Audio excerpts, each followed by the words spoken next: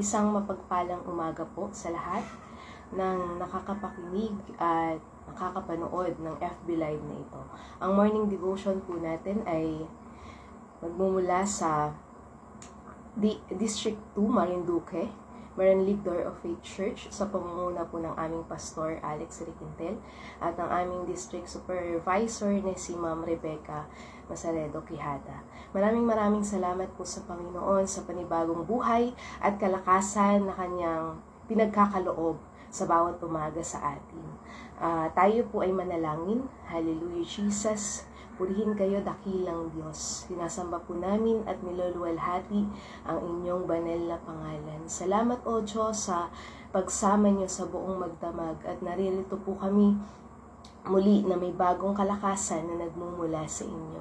Ano man Panginoon na nakikita niyong karumihan, kasalanan, patawarin niyo po kami, hugasan at linisin ng inyong banal na spirito. Salamat o Diyos, samahan niyo po kami sa aming aaral ng inyong mga salita at mapagbulay-bulayan namin at dalangin po namin na may apply namin ito Panginoon sa aming buhay Panginoon at ang aming pananampalataya sa inyo ay mas lumalim. O Banal na Espiritu, tulungan niyo po kami. Ito po ang aming dalangin, may pasasalamat lahat ng makakapakinig ng FB Live na ito, ay pinagpala niyo na ang bawat isa sa amin. Purihin kayo, O Diyos, in Jesus' name, Amen. Muli po, isang mapagpalang umaga po sa bawat isa. Mapagpalang umaga po sa lahat. Ako po si Sister Jemima Pedrielva from Maranlig Door of Faith Church. At ang ating pong morning devotion ay matatagpuan po sa 2 King 5 verse 1 to 4. 2 King 5 verse 1 to 4. So pinagaling ang ketong ni Naaman. Sa Syria ay may isang pinuno ng hukbo na labis na kinalulugdan ng hari pagkat matapang siya, makapangyarihan at pinapatnubayan ni Yahweh. Kaya laging matagumpay ang Syria. Ngunit siya'y kitongin. Siya ay si Naaman. Minsan, ang mga taga-Syria ay nakabihag ng isang babaeng Israelita. Ginawa nila itong katulong ng asawa ni Naaman.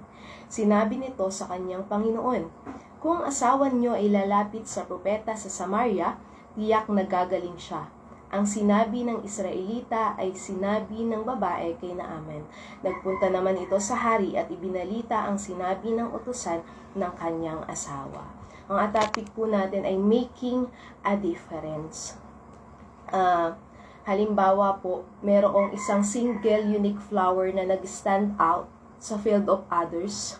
Yan po yung common visual representation ng individuality and difference. Halimbawa po, isang red tulip among yellow ones. So, yung red tulip na yun ay nakakasama ng mga yellow na tulips.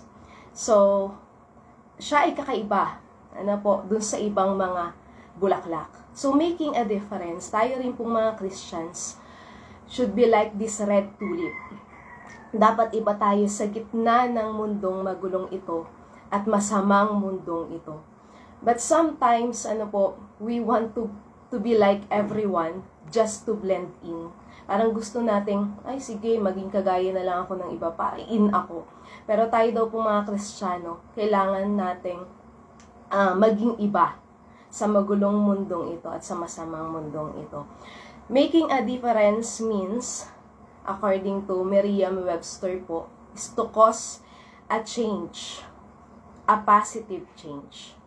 So, sa ating actions, kailangan magkaroon ng positive effect on someone or something. At doon sa binasa po natin sa 2 Kings 5, 1 to 4, nakita po natin doon, nabasa po natin si Naaman po, siya po yung commander of the army of the king of Syria. He's a man of authority and a great and honorable man in the eyes of his master. Kagaya po nung nabasa natin, siya ay a man of valor kasi siya po ay matapang at makapangyarihan, pinapatnubayan ni Yahweh, kaya laging matagumpay ang Syria sa anumang labanan. Ngunit meron pong isang negative sa kanya, si Naaman po ay mayroong ketong. At the same time po, sa nabasa natin, we are introduced to a Jewish girl na binihag po. Itong isang babaeng Israelita na ito, binihag ng mga taga-Syria. Itong babaeng itong nabasa po natin, she was nameless, wala siyang pangalan. She was faceless, no title, known only as a servant. Siya po ay ginawang katulong ng asawa ni Naaman.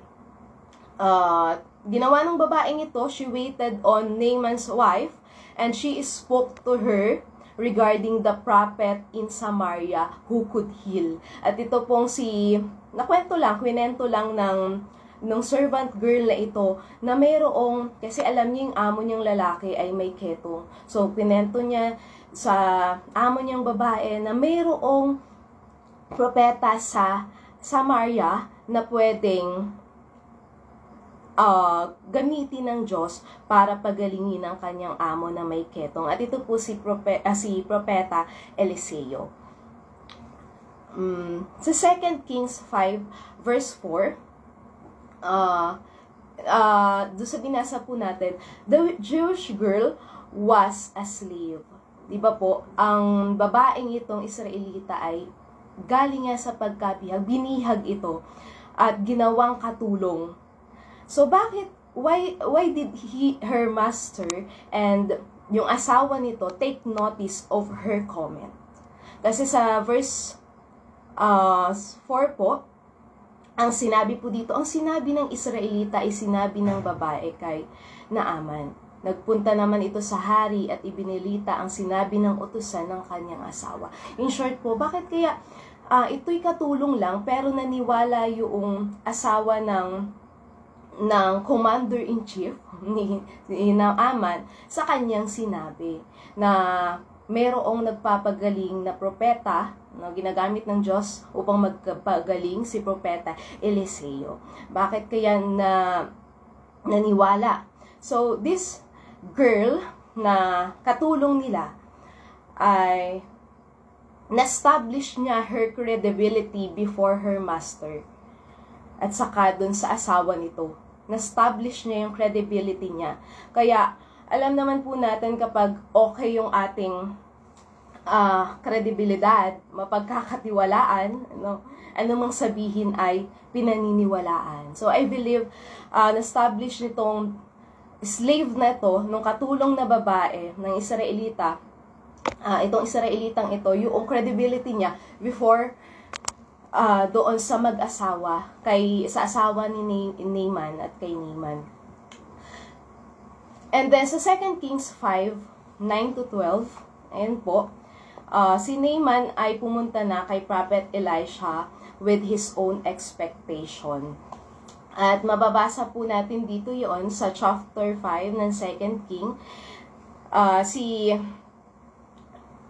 Si Naaman po, in-expect niya na si Elisha ay lalabas upang i-meet siya. Ano po? Pero, yun po yung own expectation ni Naaman. Pero ang ginawa ni Elisha, he only sent his messenger to Naaman. Mababasa po natin yan dito sa 2 King. Ayan, akala niya sasalubungin siya ni Eliseo, pero nag-send lang na messenger si Eliseo kay Naaman. At sinabi na lumubog siya sa Ilog Jordan 7 times. At yun nga po, kung mabasa po natin ay hindi ito yung ine-expect ni Naaman. Ang ine-expect niya, sasalubungin siya ni Propeta Elisha, tatayo doon, tatawagin ang kanyang Diyos upang siya ay pagilingin. Pero ang sinabi ni Propeta Eliseo, pumunta ka sa Ilog Jordan. Pinasabi niya pa ito sa kanyang servant, sa kanyang messenger. Sabi, pumunta ka sa Ilog Jordan at maglublob ka doon 7 times. So, iba yung expectation ni Naaman or ni Naaman. Kagaya din po natin, are we going to the church every Sunday with our own expectation? So, kailangan po pala, let's flow with the Holy Spirit and obey His direction. Kasi iba po yung plano ng Panginoon at kaparaanan ng Panginoon. Hindi yung kagustuhan natin ang masusunod. Hayaan nating sumunod tayo sa banal na spirito, mag-obey tayo sa direction na nais ng Panginoon, na ginagamit yung kanyang lingkod upang sabihin ng Panginoon yung kalooban niya sa atin. So, kailangan po nating mag-obey. Bagamat si Naaman po ay talagang bagay iba yung expectations niya, nagalit pa siya, ayaw niyang lumublob sa Jordan River sapagkat medyo madumi po kasi ang ilog Jordan. Okay? Unlike sa other rivers doon. Pero, nag-obey din si Naaman. At nung nag-obey siya, na-receive niya yung complete healing. So, kapag po pala tayo ay sumunod sa Panginoon, hindi man natin gusto yung pinapagawa ng Panginoon, marireceive natin yung hinihiling natin, na panalangin natin sa Panginoon. So, kailangan lang natin magkaroon ng right attitude sa harapan ng ating Panginoon, maging masunurin. Amen. And sometimes the way of God is very simple, but man make it complicated. Susunod ka lang naman ang dami mo pang sinabi, ang dami mo pang reklamo na sinasabi. Ginagawa pa natin komplikado minsan hanggang sa ang dami ng mga nangyayari na hindi maganda dahil sa ating pagsuway. So kung susunodin lamang, sumunod na mayroong kagalakan, dahil naniniwala tayong sinusunod natin ay ang Panginoon. And dun po sa ating dito po, ano nangyari kay Naaman nung sumunod siya, na-experience niya yung complete healing. At alam po natin na si Naaman ay naging humble person. Hindi lang yung leper niya o yung kanyang ketong ang gumaling, kundi pati yung kanyang ugali ay naayos. Nung siya ay gumaling at pinagaling ng Panginoon, naging humble person siya. Sa 2 Kings 5 verse 15, sinabi niya po dito, si Naaman at ang kanyang mga kasama ay nagbalik kay Eliseo. Sinabi niya, ngayon napatunayan kong walang ibang Diyos sa ibabaw ng lupa kundi ang Diyos ng Israel. Narito, pagdamutan ninyo itong maliit kong nakayanan. Naging humble po itong si Naaman sapagkat sinabi niyang pagdamutan ninyo itong maliit kong nakayanan. Naging humble person po siya. And sa verse 16, ngunit sinabi ni Eliseo, buhay si Yahweh ang Diyos na aking pinaglingkuran, hindi ako tumatanggap kahit ano. Pinilit siya ni Naaman, ngunit nagpakatanggi-tanggi siya. Hindi po tinanggap ni Propeta Eliseo yung bigay ni Naaman. At sa verse 17, dahil dito, sinabi ni Naaman, kung ayaw po ninyong tanggapin, maari po ba namang kargahan ko ng lupa rito ang 2 kong kabayo? Mula ngayon, hindi na ako maghahandog sa ibang Diyos liban kay Yahweh. At ito pong si Naaman na a great and honorable man in the eyes of his master, a man of authority, ay kumilala sa buhay na Diyos na pinaglilingkuran ng Israel. Buhay na Diyos na pinaglilingkuran ni Propeta Eliseo. So siya po ay become a believer of the God of Israel. At sinabi nga, nakakatuwa yung sinabi niya, for your servant will no longer offer either burnt offering or sacrifice to other gods, but to the Lord. Naging believer po siya ng God of Israel. Naranasan niya yung kumpletong kagalingan, naranasan niya yung transformation sa kanya ring pag-uugali noong na-encounter niya ang Panginoon at pinagaling siya ng Panginoon nung siya ay sumunod sa sinabi ng kanyang lingkod na si Propeta Eliseo. At siya po ay gumaling.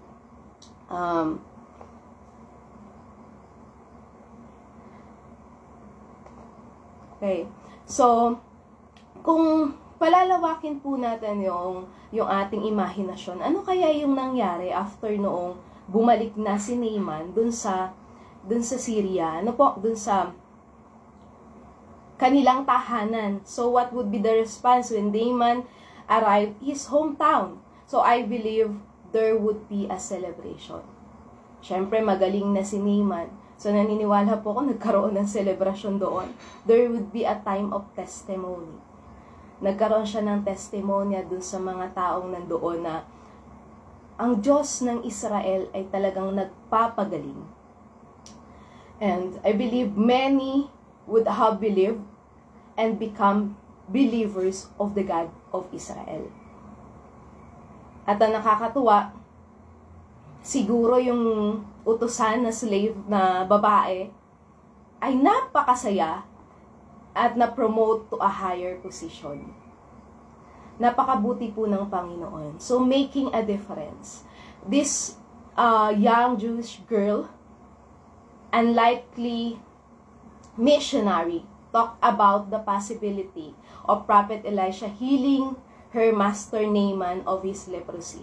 Nagsalita lang naman yung yung young girl na slave na ito na mayroong propeta na si Eliseo na nagpapagaling, ginagamit ng Lord upang magpagaling. Yun lang naman ang naging part niya at sinabi niya. Pero nagkaroon ito ng big impact doon sa buhay ng kanyang master na si Naaman. So, yung sinasabing make a difference. And then, ang magandang nangyari, Naaman came back knowing the God of Elisha and Israel. Dati itong Diyos na ito ng Israel is a foreign God to him. Hindi niya kilala. Wala siyang banal na pagkatakot sa Diyos. But now, has become his God. Naging Diyos niya. Napakabuti po ng Panginoon. No matter how insignificant we are, hindi tayo nakapag-aral, hindi tayo halimbawa, napapansin sa ating komunidad, sa ating trabaho, sa kung saan tayo inilagay ng Panginoon, but we can build up our credibility in the place kung saan tayo nilagay ng Panginoon, so that we can influence those around us. Pwede po tayong mag-establish ng ating credibility upang ang mga tao na nasa ating paligid ay ma-experience din nila at makilala ang ating Panginoon. Salamat po sa Diyos. Naalala ko nga dun sa school na aking pinagtatrabahuhan dahil ako po ay isang teacher na natutuwa ako sa Panginoon dahil ang sinasabi sa akin ng mga katrabaho ko ay si ma'am yan, hindi yan nagsisinungaling. Kasi kilala po nila na born again ako. So, tayong mga Kristiyano talaga, kailangan natin mabuild yung ating credibility as a Christian. Dapat makita yung totoong pagka-Kristiyano natin, how genuine our faith sa pamamagitan ng ating actions, sa pamamagitan ng ating mga pagkilos, ng ating pananalita, ng ating pananamit. Kasama po yun, Christian values. Sa Romans 12 verse 1, sinasabi nga po sa Romans 12 verse 1, Romans 12 verse 1.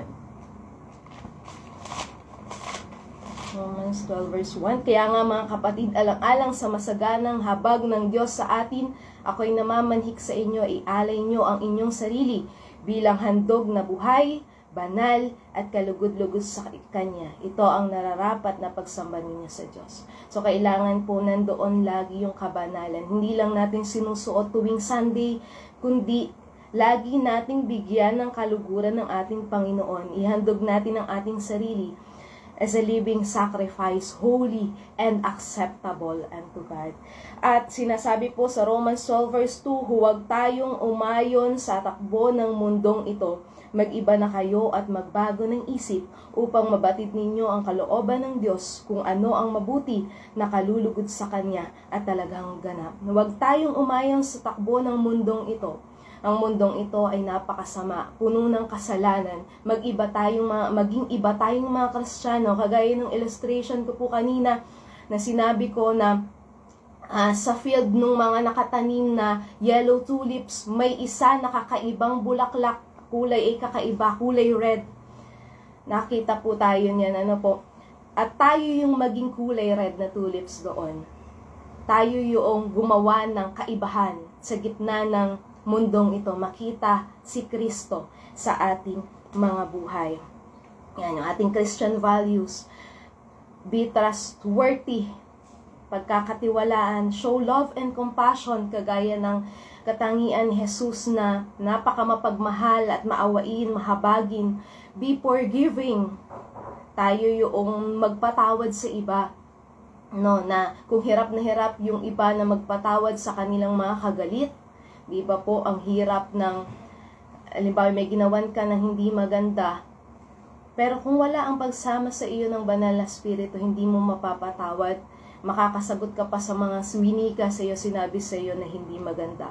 So be forgiving, be humble, kitaan tayo ng mapagpakumbabang puso, ano po, makita ito ng iba sa atin. Be a peacemaker, na taga-resolve tayo ng conflict, hindi tayo pa ang nagdadala ng kaguluhan o ng pagkabahabahagi. Be a positive example, even sa loob ng tahanan, ano po, be a positive example. Sa loob ng tahanan, sa labas ng tahanan, maging mabuti tayong halimbawa sa iba. Taglayin natin yung mga sinasabi po sa Aklat ng Roma, sinasabi sa Biblia ng mga kailangang mga ugali ng Kristiyano. Sa pananalita pa lamang, sa paggawa, ayan, kasama na yung pananamit. At lagi po nating hilingin sa Panginoon yung fruit of the Holy Spirit na matatagpuan sa Galatians 5 verse 22.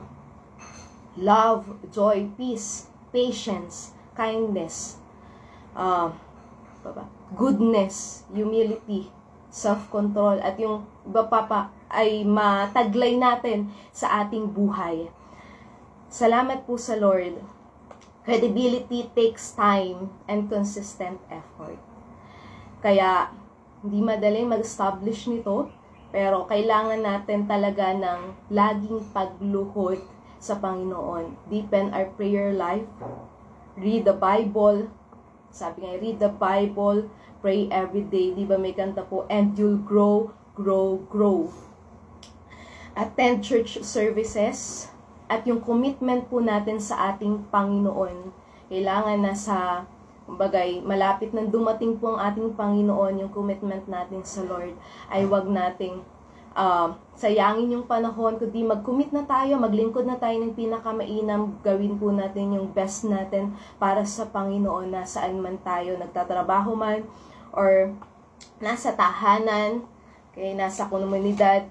Salamat po sa Panginoon. Let us all make a difference for Jesus. Inuulit ko, kagaya nung babaeng slave, nakatulong nila Naaman, siya po yung nagkaroon ng significant effect sa buhay ng kanyang mga amo. Nung sinabi niya na ang Diyos ng Israel ay nagpapagaling at gagamitin ang propeta Eliseo upang pagalingin ang kanyang amo sa ketong nito. Siya po ay nagkaroon ng big impact sa buhay ng nila at nakakilala sila Naaman sa Diyos ng Israel. So sabihin din po natin sa iba na kung gaano kabuti ang Panginoon, namatay siya para sa ating mga kasalanan. At yan nga po yung dinidesire ng puso ko habang ako nasa school, nagtuturo man ako sa school. Lord, ang purpose niya sa akin, bakit ako dinala dito, is hindi lang para magturo. Kumbaga, shape ang future ng mga students, kundi para para magkaroon ng impact din sa kanilang buhay, na sabihin ang kabutihan ng Panginoon, na ang Diyos ay nagliligtas, nagpapatawad ng kasalanan. Sabihin po natin na ang Diyos ay nagpapagaling. Patungan natin ang kamay ng iba at gamitin tayo ng Panginoon upang makakilala sila sa ating Diyos na pinaglilingkuran. Salamat po sa Panginoon. Sabi nga, ang tunay na Kristiyano, hindi pa man nagsasalita, nakikita sa gawa, nakikita sa pagkilos, yung pagkakristyano. At lakaran po natin ito, at isa pamuhay po natin ang sinasabi ng salita ng Diyos. Tayo ang gagamitin sa iba at tayo ay magpagamit sa Panginoon at laging umasa sa kanyang kapangyarihan, sa kapangyarihan ng Diyos na nanahan po sa bawat isa sa atin. Tayo po ay manalangin sa umagang ito, o dakilang Diyos na makapangyarihan sa lahat. Maraming salamat, Panginoon, sa aming natapos, o Diyos, na pag-aaral ng inyong mga salita. Salamat, o Diyos, dahil nakilala namin ang Diyos ng Israel na napakamakapangyarihan, Diyos na nagpapakagaling, Diyos na mapagmahal, Diyos na mabuti.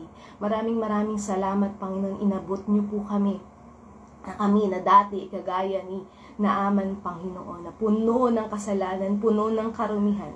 Salamat, O Diyos, dahil kami ay inyong pinagaling, kami inyong inabot at minahal, O Diyos, kami inyong iniligtas.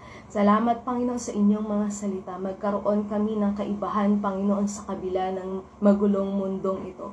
Dalangin po namin na makita lagi kayo, Panginoon, sa aming mga buhay. Magkaroon, Panginoon, palagi kami sa pamuhay namin, O Diyos, ang banal na Espiritu ang siyang kasama namin upang makita ng iba yung kabutihan niyo, O Diyos, sa aming mga buhay. Makita ang pagkakristyano.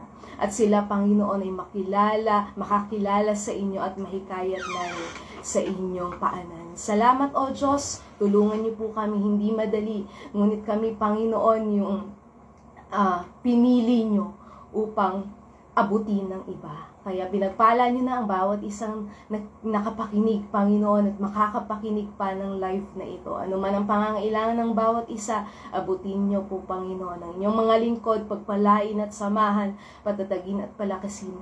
At samahan niyo po kami sa